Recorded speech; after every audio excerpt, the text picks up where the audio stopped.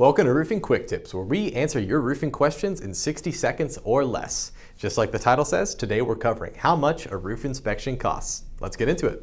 Like with anything cost related, there are different factors between roofing contractors that affect how they price services. You can expect a roofing inspection to cost anywhere from $120 to $400, which I know is a very wide range, but there are reasons for that. A roof inspection will tend to cost more if it's for a larger roof system for obvious reasons. It's going to take more time.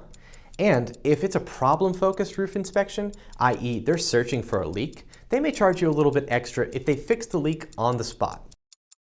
There are roofing contractors out there that offer subscription-based services for annual roof inspections. And if that's the case, that should be cheaper per year than a regular roof inspection.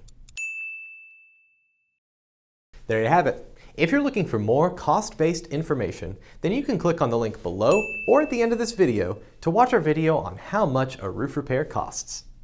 I'm Brandon Hafeli with Bill Reagan Roofing, and thank you again for watching the Roofing Channel. Leave a like and subscribe to help a smaller channel like us grow, and we'll see you next time.